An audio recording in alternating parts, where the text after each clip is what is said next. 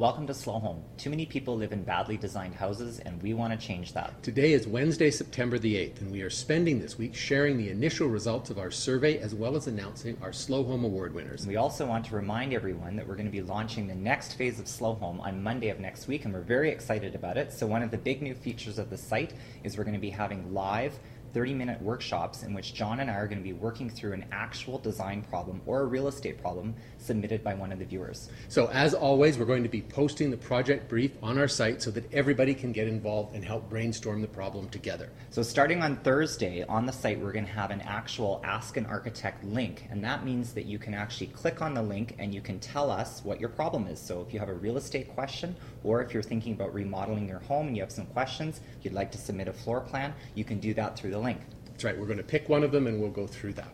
We're going to be doing one real estate and one remodeling submission each week and then bring it to the group for review. However, this week we still have to complete our analysis from the Slow Home project, and today we're going to be looking at the results from Philadelphia. Exactly. We collectively analyzed 581 projects over the 3 house categories in Philadelphia, so that's pretty good. Very good. And 53% of these exceeded the minimum design quality threshold of 13 out of 20 on the Slow Home percent. That's slightly down from the 79% of well-designed residences in Vancouver. So let's have a look at the results. And here's the total graph. And I like looking at the graphs because it feels like we've done something important, right? It's like all well, quantified we there. have. This is the first time anybody's ever done any I know. of this. So really, I like it really when you cool. pull these out. So overall, 14% of the houses that we analyzed in Philadelphia were classified as slow. All types. Of all types. Right.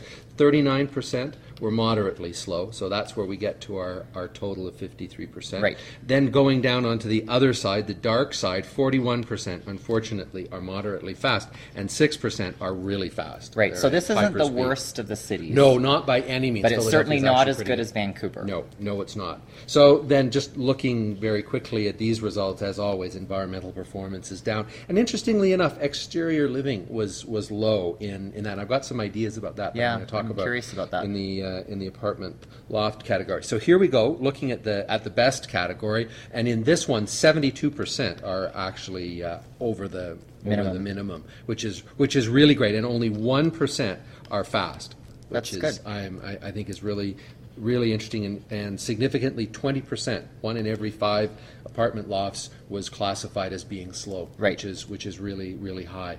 Again, this is where we start to see that low exterior living number, and I think that might actually be more of a glitch in the way of in interpretation, because a lot of Philadelphia apartment lofts were loft conversions, and they didn't have exterior living space. Right. And I think people might have scored them as zero. But generally speaking, I think our recommendation would be that if it's an adaptive reuse, it doesn't necessarily have to have an exterior living space. So now moving on to townhouses, not quite as good, but still 62% are over the minimum design quality threshold. We see that we're now at 2%, which is pretty low for the absolute fast category, and we're still holding at 20% for slow, which is really great.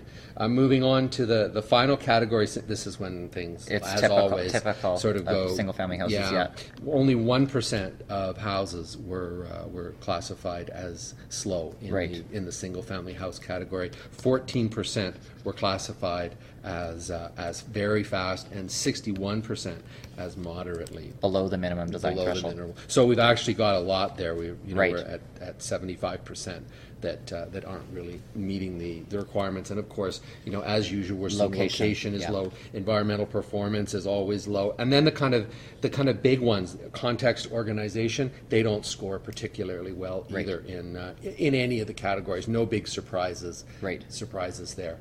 So we also wanted to announce the Slow Home Award winners, and you wanted to talk about the apartment loft category. Yeah, so in the apartment loft category, this was voted by you guys, the Slow Home viewers, and the winner was Duck Flats, Unit 208. It had a walk score of 86 out of 100. It's a LEED Platinum building.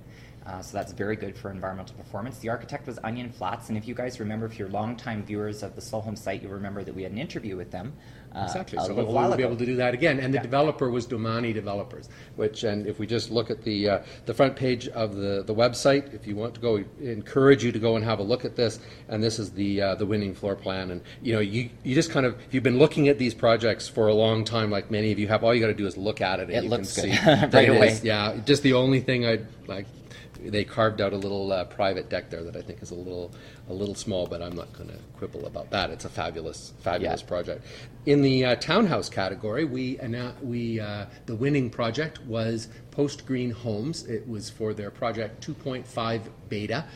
The architect was Interface Studio Architects. It had a walk score of 88 out of 100, and it was also a LEED Platinum project. Yeah, and for those of you who've been following along the site, again, you'll know that Post Green Homes has a great website. They've done a lot of great projects in Philadelphia, and they're actually kind of a leader in this type of design and construction, so they've done a really, really good That's job. right. Full marks to both firms. Yeah. And here we can see their project. This is their final project for the townhouse. And Yeah, it's again, just really well done. really simple and modest, but it just works so darn well. It's great.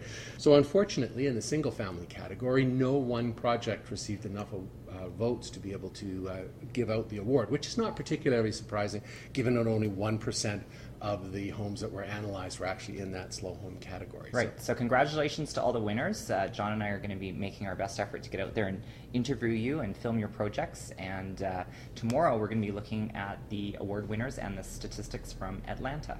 See you then.